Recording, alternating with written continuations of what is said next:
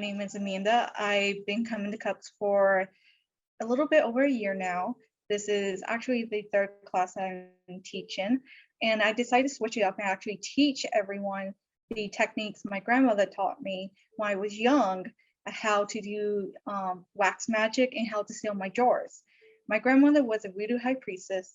She was Native American, and she also was a bruja as well. So a lot of the techniques I'm going to show you that I can show you that's not part of a close practice will help everyone with their craft. So let's get into it. So let's talk about these candles you get at the dollar store. Depends on the candle you get, depends on the quality you're going to get. As you can see with the green one, bring it closer, you see the wicks off in the center, and so is the bottom is off. But this one is a lot better because the wick's in the middle and the thing is in the center. These are called 7 days candles, but they're typically in the glass. But the ones I get from the botanical store that I do use a lot are these. Each day has a little knob, and every day you burn it to the knob and then you put out the candle. And typically you do this for work-ins that you are doing like something big like protection or doing like self-love, and anything that you really need to work on that takes a lot of time, this is the best candle for it. And the other candles that we do have, that I do like to work with, is the female and the male version. And they can come in all different colors. They can come in pink, red, black, white. I've seen them also in blue. And when you do spells with candles with the people and the 7-day candle with the different notches, you want to use a container that you can easily put the candle in, and you can burn it down without it making a big mess, but it's also to keep the risk of a fire hazard from happening. Now, my routine of typically when I bring a candle home, just depends on between the two, if it's a glass or one of the regular ones I get for the 7 days. There's a couple options I do use for them. Now, one is a Native American cleansing spray that I do use on the glass and for the notch one. But I also use Florida water, but this one I only will ever use on the glass. I will not put it on to the notch one for the simple fact this is very flammable, so you have to be careful how you use it. And with the holy water, I use it for all my different candles I use. And this depends on which botanical you go to or which store you go to, because it varies on what type of bottle of holy water or holy oil or anything you do use to cleanse your candles with can come into different sizes. I also have made my own cleansing water and cologne. That is an old family recipe that's supposed to bring protection and good luck in. And I've been working on this for about a month now. Now, once you get the candle home and you get it all nice and clean and ready to go, and you've made sure you set your intentions, you want to make sure that if you're going to use a protection oil, you can put it on outside of the candle. Now, if you're using a candle that's the regular wax candles, you can use it as long as the oil is not flammable or anything like that, because once you hit the outside, it will actually flame up a lot. And there's different types of oils I do use that's been custom made, but I also have another one that if I'm doing like a reversal or someone sent me something on this candle, I typically use this. This one is Rush. It's supposed to help your spell work go faster. And you can also get it at the botanical store or any store you go to that you get your supplies from. But also be cautious and read what's on the label and see if you can actually put it inside the candle. If not, just do it on the outside, but make sure it's completely dry before you light the candle. Now, we've done that. I work with Santa de Morte, and she comes into 2 different candles I typically get her. I get one that's a regular one. That's a one that doesn't have anything on the top. And I bring it home and I cleanse it as normal. And then you have these that has stuff already put into it to make it a more special candle if you're doing a ritual for her. Now this one you have to watch more careful, because once the stuff on top does light, it does burn, but it does go out after a while, because you can see the difference in the wax, that it goes from the dark to the light. And once it goes from that, I typically am able to keep it on for a lot longer without it worrying of breaking the glass.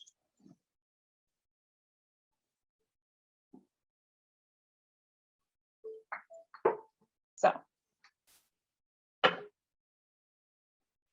going to show you a demonstration of how to seal your jars too. I just gotta move stuff over. So for the longest time, I've always sealed my jars with the method of painting the wax on top and rolling it in, which I'm going to show you tonight how to do that. The old way my grandmother used to do is use a little cast iron kettle, and she actually put herbs in it. And this one is a self-love one, because this one at the bottom, once it's heated, has hibiscus and lavender in it. And that's supposed to help with self-love and help you be more positive. Now, when you have little jars like this, the best thing you can do, I'm going to move that there, see if you guys can see it, and just dip it in to the wax. You want to make sure your warmer is up and ready and your wax is melted, and you just dip your top of your spell jar in, and then you just keep repeating the process. The little ones. The little ones are a little bit easier to do for the simple fact that you can just get the whole top in and just roll it and let it dry.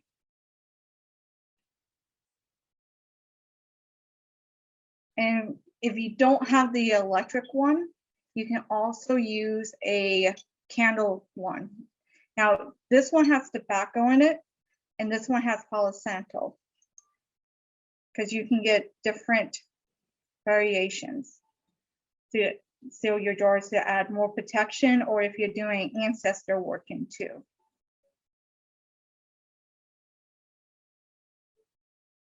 And you have a perfect seal.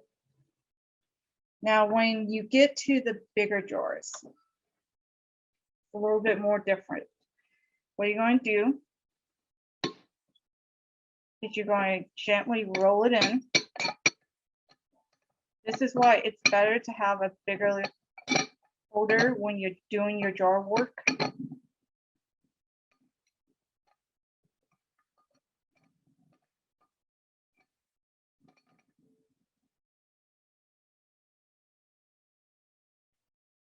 Now for the top, where's my brush? Right here. You're going to take a brush and you're going to gently dip it in, get it close to the container, and start brushing it on.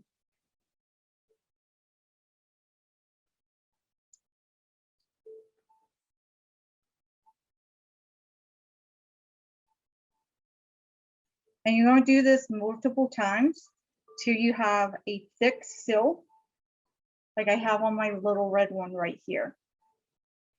Now you want to also get a jar too that has an airtight seal, because with this one, I had to do multiple times because this one had little air bubbles in it because it wasn't a tight seal.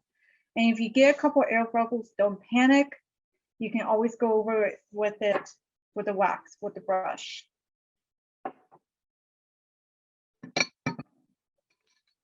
Set, you do it again.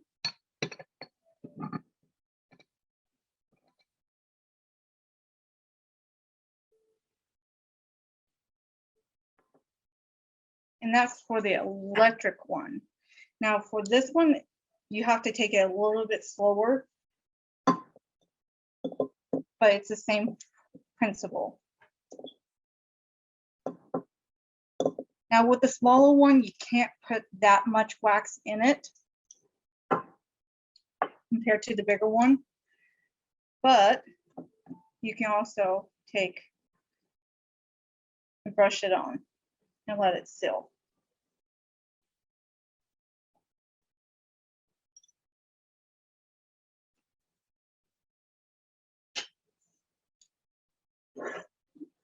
Over.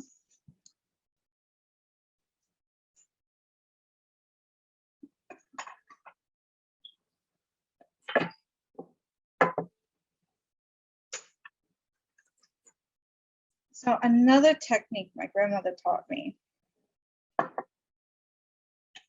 was when I used to do my candles when I burned them. Always get a candle holder to put into your metal container like so. So you're able to have a solid base for it so it doesn't flip over.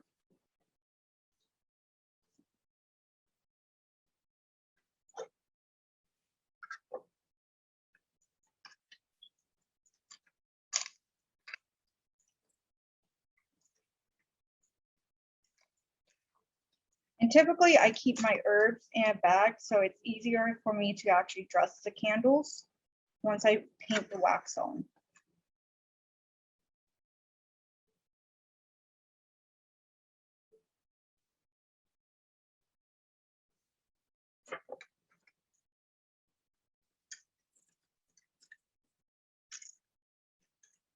Like so.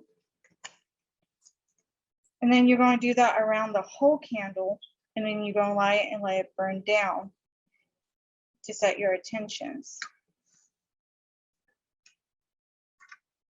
Another thing I tell a lot of people when they start doing this is be careful of your flames, be careful where you put stuff as well, and always make sure you have a fire extinguisher or a snuffer to have your candles go out, for the simple fact they can easily catch on fire. So you always want to put your fire safety first.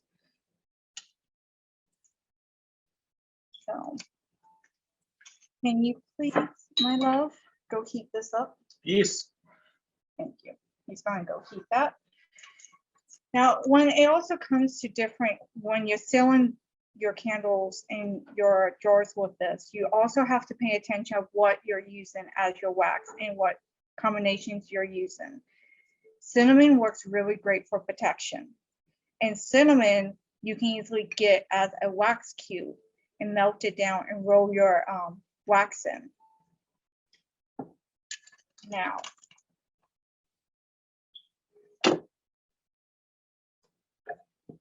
I've had a wax warmer going with a candle on it for a while. Another technique she taught me was warm your candle up and add your ingredients to it. And she always told me to be careful and go from the outside.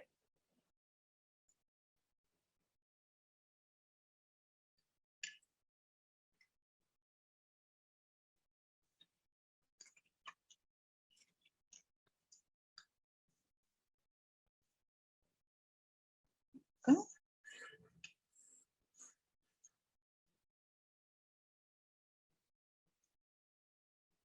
And when it comes to personal candles I get for my different deities and altars, it just depends on the type of workings you're doing. With the ancestor altar, I typically get a tobacco candle for my Native American ancestors.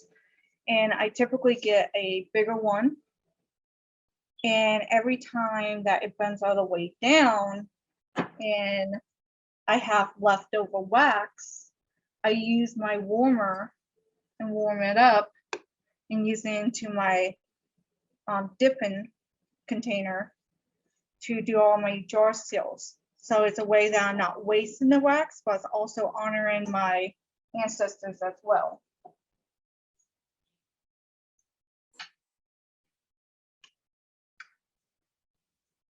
So I think I am done. So if anyone has any questions. There was one question that came in during the chat from Christina. Okay. In the candle warmer for the wax, what Yes. kind of wax is in it? Also, how do you melt the wax that's in the cauldron? Okay, so the little cauldron is currently on the stove melting. You have to have it on a peak, like right in here, or you can do it on the stove for the little cauldron. But you have to be careful because it's iron. It gets very hot very fast. Now for the candle wax I use for my warmers and how I dip into the different warmers, it's regular candle wax that you can typically get at Walmart or at a Dollar Tree or somewhere you can get the little CUUPs. I have another quick question. Can you just show a little better in the camera the one that you're warming up with the candles, the non-electric warmer? Yeah. That Is it one like an essential oil? it's a little wax one that you get at the Dollar Tree that you put a little tea light in. So when you're making your own Florida waters, your own anointments for your candles, Yeah. what are you using? This one is it's Florida water, and it's also a herb as well. It's devil shoestring and rune. So are you doing an infusion or a slow infusion or a fast one? It's a infusion of it, but it's a technique my grandmother taught me is that you let it set for a month before you use it, so it can't actually absorb into the wood, and the devil shoestring can give out its properties to the cologne. So a slow infusion then, rather Yes. without heat. Okay. Without heat. All right. Do you recommend using heat for any of the infusions or no? Yes, you can, but don't do it with anything that's an alcohol base, because this one's an alcohol base. That's Okay. why I do it cold. But if you have something like an oil, that's like an olive oil, you can actually do an infusion with that heat. I do a lot of oil infusions. I mean, I do them for kitchen work actually, so Yeah. edible infusions. But a lot of times with an olive oil or an avocado oil, it's just a low heat over time. Yeah. Yes. So it might take me 30, 45 minutes to an hour to infuse the flavor in, but there's other infusions I do that have, say, an alcohol base that might take 1, 2, or even 7 days to put the flavor in there. So yeah, I understand what you're saying. That's good. Thank you. Yes. Debbie had a question in the chat. Why do you seal the candle? Why do you guys seal the candle or jars? The jars. The jars. When you are sealing your jars, you're supposed to be doing it, and this is how my grandmother explained it to me. When you're doing protection work or you're doing any work in, you want to make sure it's sealed so no outside intentions can get into your work. It's an extra barrier to keep your work safe. It also seems it would be great to seal in something in a banishing kind of ritual. Seal it in and bury it deep. Yes. And that's why she used a lot of cast irons for those. because she'll heat the wax up in the cast iron and then seal the jar and go and bury it. Does anything actually go inside the jar? Yeah, you can like do like a protection word. I was just using this as an example to show to everyone how to do like the painting of the wax. But this one is actually a self-help spell I did myself a long time ago that has stuff in it.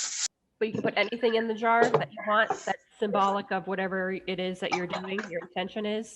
Yes, yes. Like if you're doing protection, or if you have like black salt and you're traveling with it, it's good to seal the lid, especially if it's a cork lid so it doesn't pop out and get everywhere if you're traveling. I will say, don't do that for air travel because No, it, speaking from experience, it will they pop. will not be happy. Yes,